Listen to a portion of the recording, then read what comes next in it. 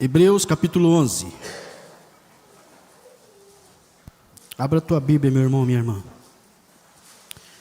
Hebreus capítulo 11.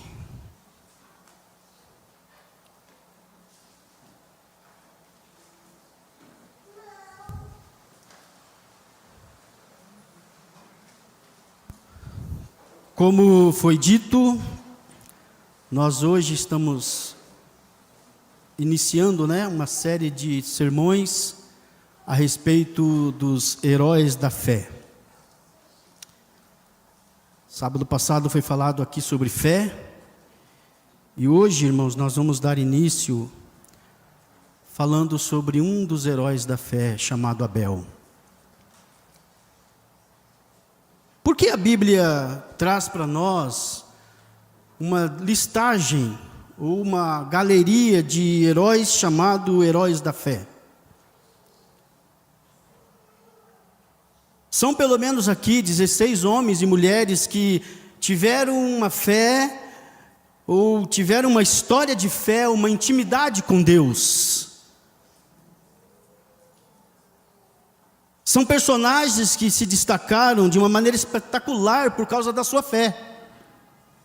E esses heróis da fé aqui, o nome dado é uma lista de pessoas que foram exemplos para nós, sim, meus irmãos.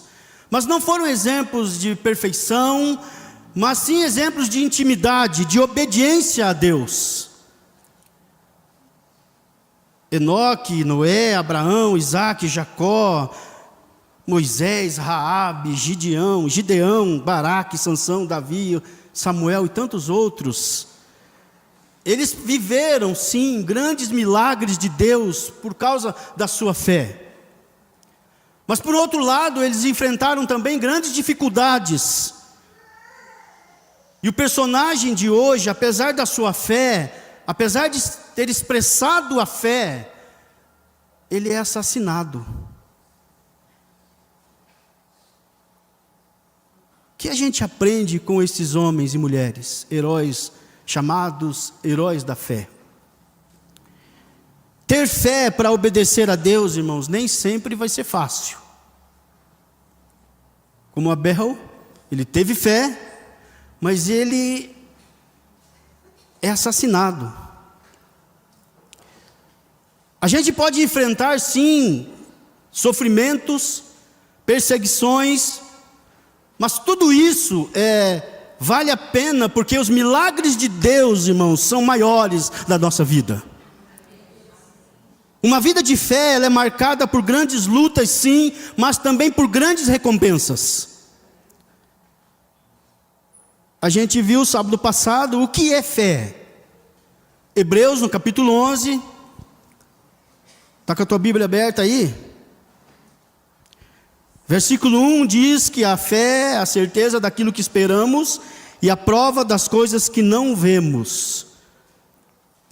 E aqui o autor ele vai dizer para nós que não é algo comum, não é uma fé comum, uma fé, não é uma fé de confiança, de que você entra num avião aqui e você vai para o seu destino, nem conhecendo o piloto, não sabendo o que vai acontecer. Não é esse tipo de fé que o autor expressa para nós. Mas eu creio, irmãos, eu creio que é uma fé que faz a gente acessar ambientes que ninguém mais pode acessar. Exemplo para nós é o que Pedro pede para Jesus. Aquela tempestade, naquela embarcação, no meio daquela tempestade, Pedro expressa a sua fé, e o que ele faz? Ele pede para Jesus: me permita caminhar sobre as águas, Senhor, me permita ir até o Senhor. Isso é fé. É saber que você vai pisar aqui, não tem chão, mas Deus vai colocar um chão ali. É saber que o médico deu um diagnóstico para a sua vida, e o médico faz todo o tratamento, dá para você os remédios, mas ele não te dá cura. Mas você, por fé, você sabe que você é curado.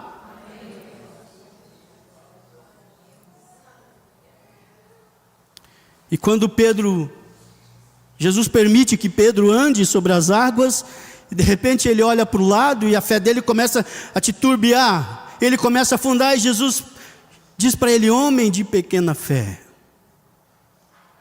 Homem de pequena fé. Em Mateus capítulo 15, versículo 28, a mulher de Cananéia chama a atenção, a mulher cananeia, quer dizer, ela chama a atenção de Jesus. Jesus fica admirado por causa da fé dessa mulher. E Jesus olha para ela e diz: ô mulher, grande é a tua fé. Em outra ocasião, os discípulos pedem para Jesus: Jesus, aumenta-nos a fé. Então a fé, irmãos, ela é um processo de crescimento. A fé, ela não é materializada, estabelecida por como algumas pessoas pensam, que eu vir ao culto, eu vou louvar, eu vou orar, eu vou ouvir uma palavra, eu vou sair daqui abastecido como um tanque de automóvel. Eu creio, irmãos, que fé, ela é um processo, e ela é hoje um pouquinho, amanhã você ouve mais um pouquinho, depois você ouve mais um pouquinho e você vai crescendo em fé. Você vai crescendo gradativamente. Um pouco hoje, um pouquinho amanhã, e esse crescimento vai chegar a um ponto que você vai poder acessar lugares que você nunca poderia imaginar que pudesse acessar. Abel, o nosso personagem, ele aparece na lista dos heróis da fé em primeiro lugar. Você já se perguntou por que Abel aparece em primeiro lugar? Por que não apareceu seu pai Adão? Na cronologia, Adão é o primeiro. Gênesis capítulo 3, versículo 20, diz que Adão deu à sua mulher o nome de Eva, pois ela seria mãe de toda a humanidade. Adão, ele creu. Adão, ele teve fé que a sua esposa seria mãe da humanidade. E nós vamos encontrar na Bíblia vários textos, principalmente no Novo Testamento, dizendo que o justo viverá da fé. Paulo, nas suas cartas, ele diz, não Paulo agora, mas Hebreus, nós não sabemos o autor não temos certeza do autor da carta aos Hebreus, mas no capítulo 10, versículo 38, diz: o meu justo viverá pela fé, contudo, se ele retroceder, não me agradarei dele. Agora sim, Paulo, aos Romanos capítulo 1, versículo 17, diz assim: porque no Evangelho é revelada a justiça de Deus, uma justiça que do princípio ao fim é pela fé, como está escrito, o justo viverá pela fé. O mesmo Paulo aos Gálatas capítulo 3, versículo 11 diz: é evidente que diante de Deus ninguém é justificado pela lei, pois o justo viverá pela fé. Mas olha o que Paulo diz, irmãos, na segunda carta aos Coríntios, capítulo 5, versículo 7. Porque andamos por fé, e não por aquilo que vemos. Por que Abel inaugura então a galeria dos heróis da fé e não seu pai Adão? Porque Adão, ele via Deus todos os dias. Todas as tardes Deus se apresentava, Deus vinha falar com ele. Mas o Abel nunca viu Deus face a face. O Abel, ele nasceu fora do jardim. Mas o Abel, ele vai andar com Deus, ele vai andar por fé, porque mesmo sem ver, mesmo sem crer, ele diz: papai, eu creio nisso que o Senhor me falou, papai. Eu creio que Deus vinha falar com você todos os dias, papai. Então eu vou crer nisso, e eu vou viver pela fé, eu vou andar por fé, papai. Abel teve uma vida curta, mas ele deixou um legado, irmãos, impressionante. O legado foi tão poderoso por causa de uma coisa que ele fez. Uma oferta, e a Bíblia fala que ele é colocado aqui dentro dos heróis da fé, e o nome dele é colocado junto com o do Abraão, junto com o do Davi, junto com o do Noé, homens que fizeram tantas coisas para Deus, fizeram muito para Deus, mas o Abel não fez muito. Sabe o que o Abel fez? Ele agradou a Deus através de uma única oferta. E essa oferta, essa atitude do Abel, marcou a história. E que nós podemos aprender com a vida do Abel. Abel, irmãos, ele não esperava o reconhecimento das pessoas. Ele soube lidar com a falta de expectativa da sua própria mãe.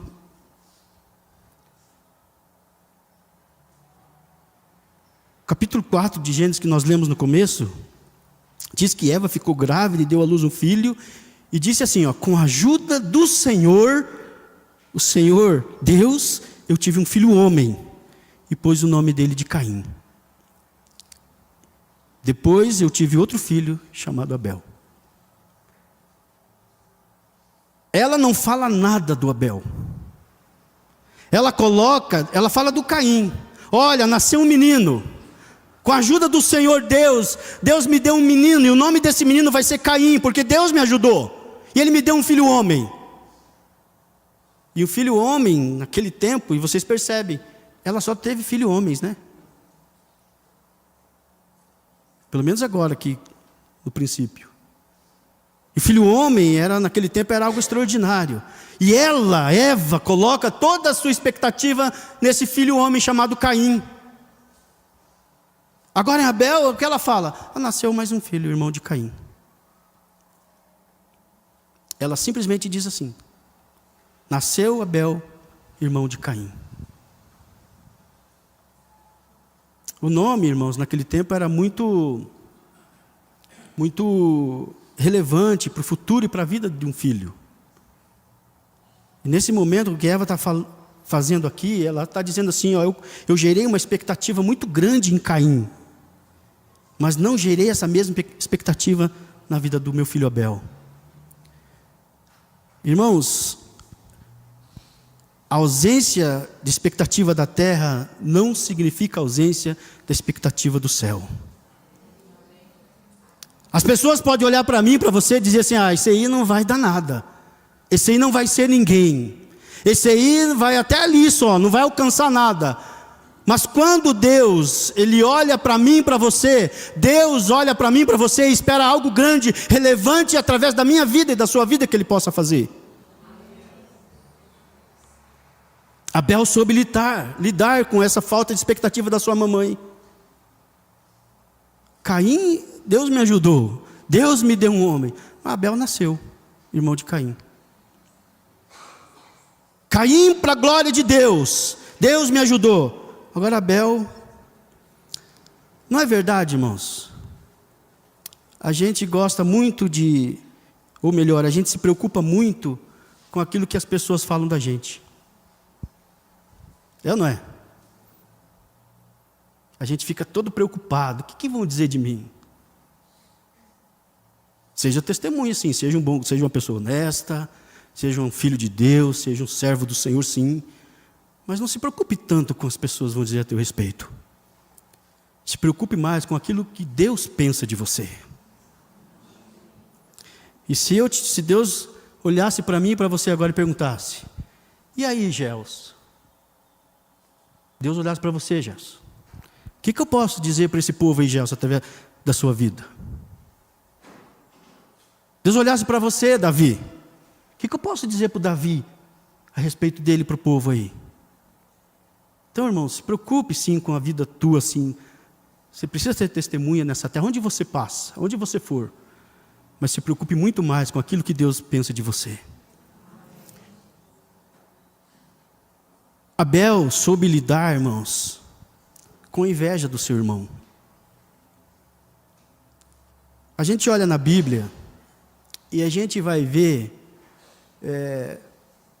muitos personagens bíblicos fazendo algo relevante para Deus. E a maioria deles, se não dizer quase todos, que fizeram algo relevante para Deus, sempre teve alguém por trás com uma invejinha santa. Hoje nós dizemos uma invejinha santa, né? Aqueles que se levantam, que saem do seu comodismo para trabalhar, para fazer algo grande para Deus, para fazer algo relevante, saiba que sempre alguém atrás vai estar dizendo: aquele ali está querendo se aparecer. Aquele ali está se achando. Olha, Aquele ali está querendo sobressair sobre os demais. Olha a voz daquela irmãzinha lá, como ela canta bem. Por que Deus não deu essa voz para mim cantar bem? Olha como o pastor Valdério prega bem. Por que Deus não deixou eu pregar bem? Olha como aquele irmão trabalha lá na obra do Senhor. Ele serve na assistência social, ele serve as pessoas, ele ajuda. Ele é abençoado. Por que Deus não... Uma invejinha santa. Às vezes nós nos camuflamos, né? Por que o Senhor não usa-me? Não me usa, né? Caim ficou com inveja do seu irmão Abel, irmãos. Por quê?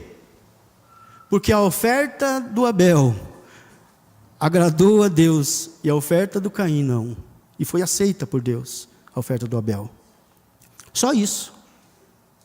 Caim fez a sua oferta, mas nem ele nem a sua oferta agradaram ao Senhor. Por quê? Olha essas duas ofertas, a oferta de Caim e a oferta do Abel. Primeiro a oferta do Caim. Gênesis 4, a partir do versículo 3.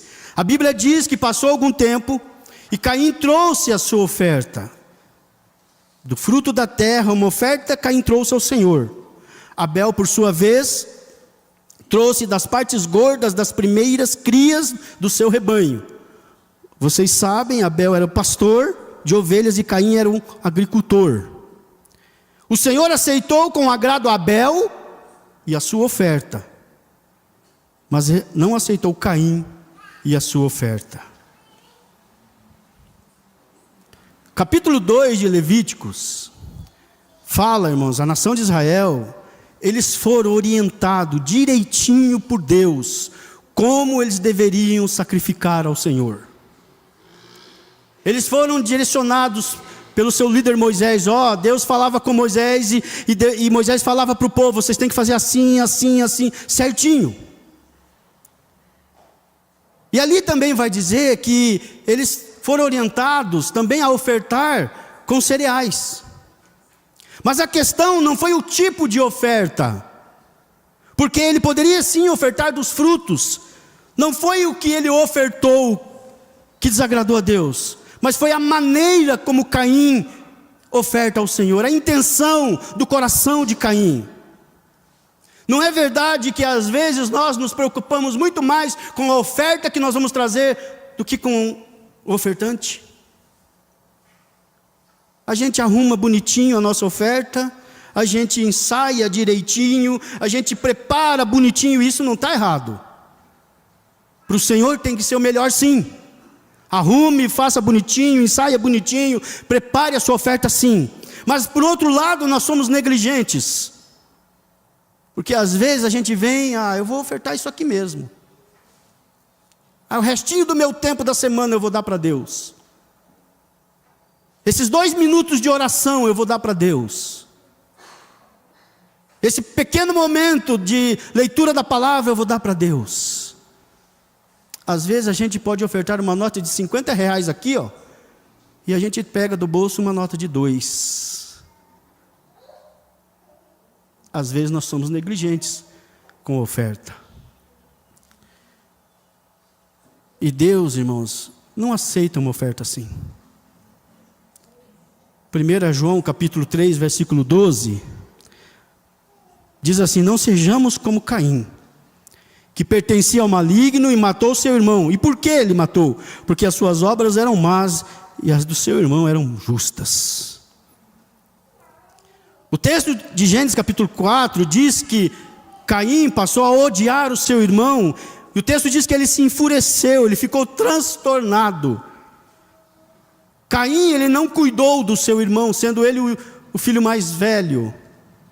Teve inveja do seu irmão, e por causa dessa inveja, ele chama o seu irmão um dia para ir no campo, e estando lá no campo, ele parte para cima do seu irmão e o mata. Deus chega para Caim e pergunta: Caim, onde está o seu irmão, Caim? Caim diz: eu sou responsável pela vida do meu irmão. E Deus diz: Caim, da terra o sangue do seu irmão está clamando. Irmãos, a oferta de Caim não foi aceita por Deus. E teve consequências. E as consequências na vida de Caim, se você olhar ali o versículo, a partir do versículo 4, se não me engano, 5 de primeiro livro do Gênesis 4, vai falar que Caim ele foi amaldiçoado. Caim, ele não teve paz na vida dele enquanto ele viveu.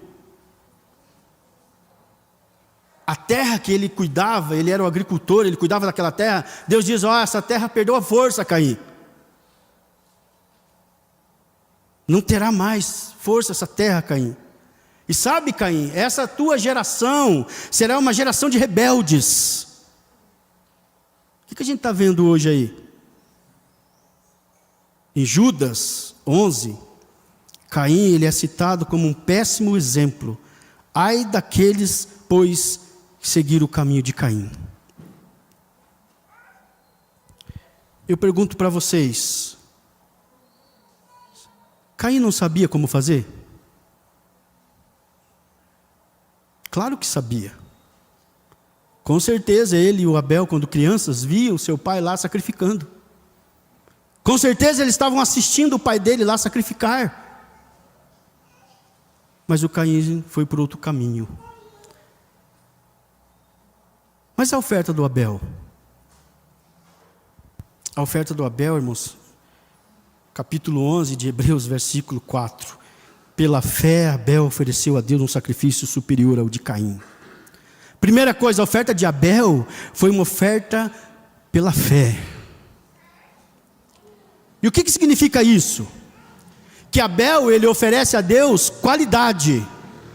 Abel, ele oferece a Deus abundância.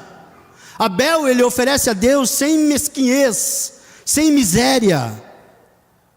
Abel, a fé de Abel fez ele entregar muito mais do que ele poderia receber. Você prestou atenção nessa frase? Abel entregou ao Senhor muito mais do que ele poderia receber. Nós não somos, irmãos, condicionados hoje a pensar assim: bom, pessoas que são muito abençoadas é porque elas têm fé. Nós não somos condicionados a pensar assim? Eu ousaria dizer que não é isso não. Pessoas que vivem pela fé não são aquelas que recebem tudo de Deus, não. O que Abel recebeu de Deus?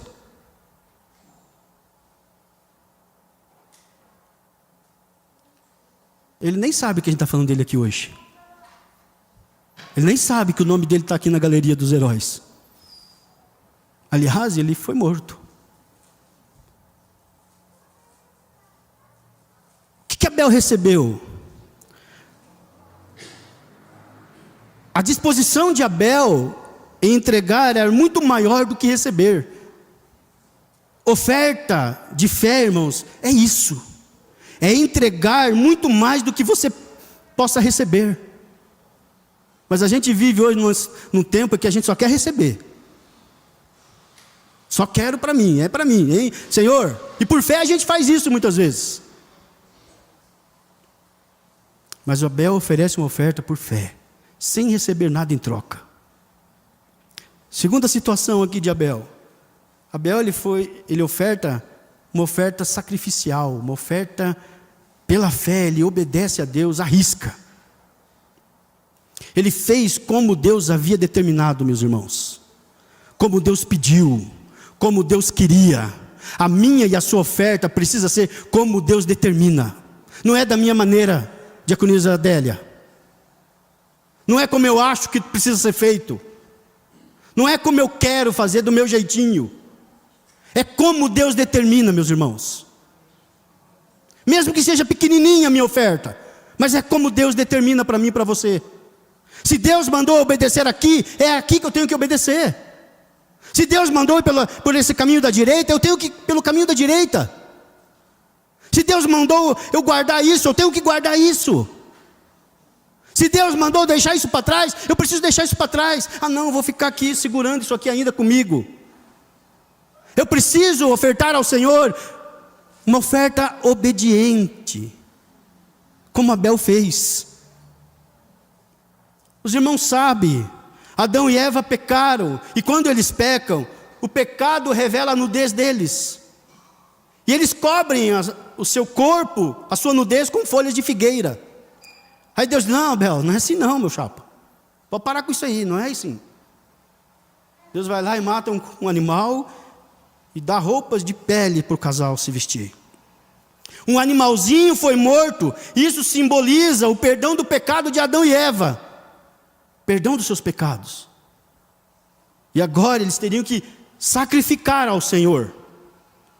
Com certeza, como eu disse, Abel ele viu, ele assistiu o seu pai fazendo isso. Sacrificando ao Senhor, derramando um sangue de um animal.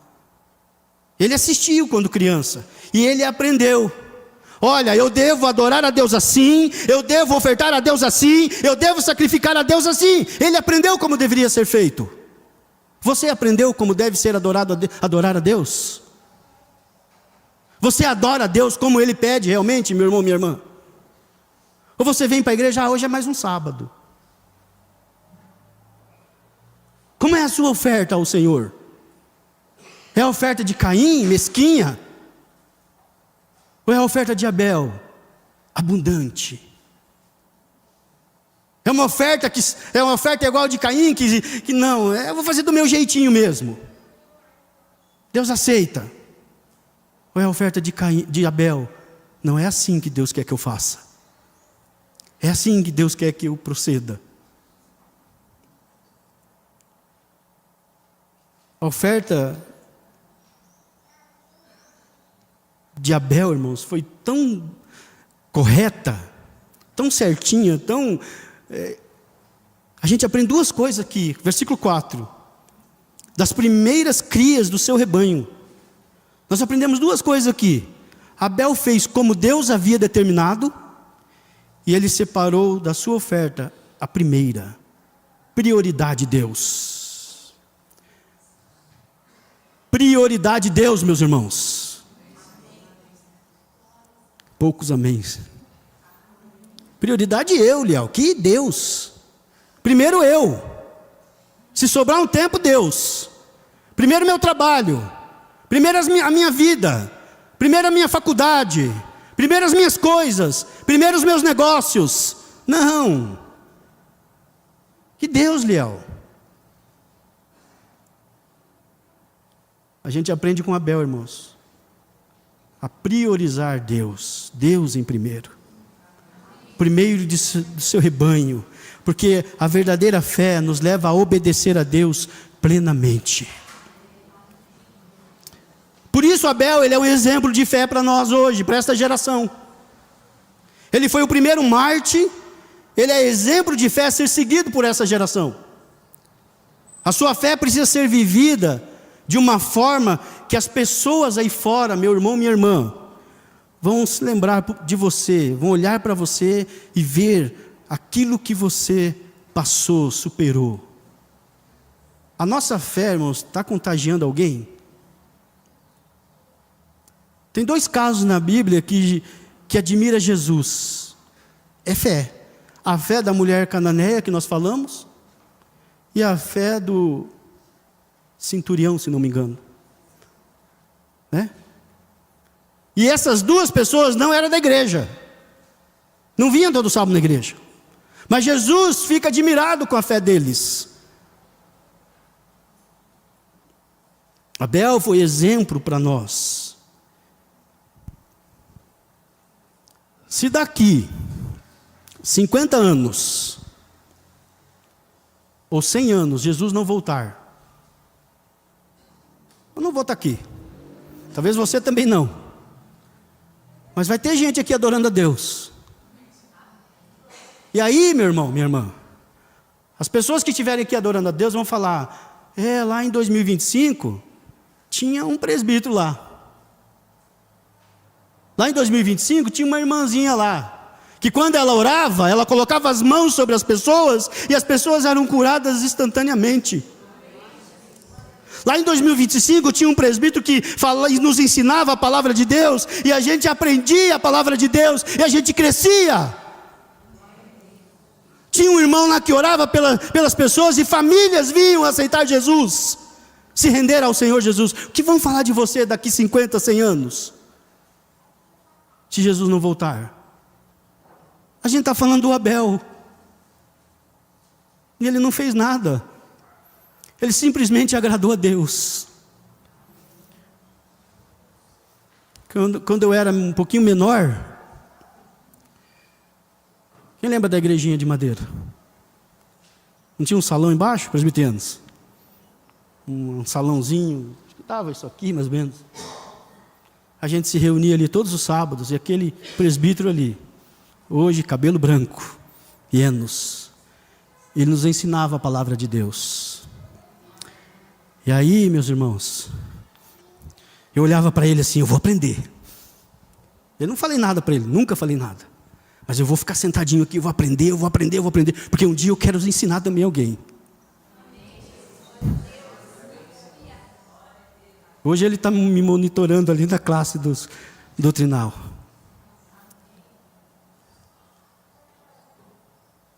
Quantas pessoas passaram por aqui, irmãos, que hoje a gente pode lembrar? Diaconisas, irmãozinhos que a gente talvez... Eu lembro de diaconisa Terezinha. Que fé daquela mulher. Eu lembro de diaconisa Luzia. Eu lembro do diácono Mariano. Tantos outros irmãos que passaram aqui, a gente lembra deles, porque deixaram um legado. Por que a gente precisa deixar um legado? Justamente para isso, para que a gente possa abençoar as pessoas que vão vir depois de nós, como eles nos abençoaram. E última questão aqui de Abel. Abel conseguiu a aprovação de Deus como homem correto. Versículo 4 vai dizer, o final do versículo diz, pela fé ele foi reconhecido como justo. Sabe o que está dizendo aqui, irmãos? Que Abel conseguiu atrair a presença de Deus e a aprovação de Deus naquilo que ele fazia como homem. A gente vive uma fé que faz de tudo para a gente receber. Mas nós temos dificuldade de entendermos que a mesma fé que faz de tudo para receber, tem que ser uma fé que nos transforma o nosso caráter, a nossa vida. A oferta de Abel, irmãos, nos desperta a entregarmos de verdade ao Senhor. Porque Abel ofertou por fé e com obediência. Ambos, Caim e Abel, eles aprenderam como deveriam fazer. Eles aprenderam que havia um lugar certo, um motivo certo e a maneira correta para adorar a Deus, para agradar a Deus. Abel preparou o melhor para Deus, das suas primícias, o melhor do seu rebanho, enquanto que Caim ofertou ao Senhor. Talvez ele foi lá e pegou uma fruta bonita assim, colocou, e foi lá e ofertou ao Senhor. Não teve aprovação de Deus. Por quê?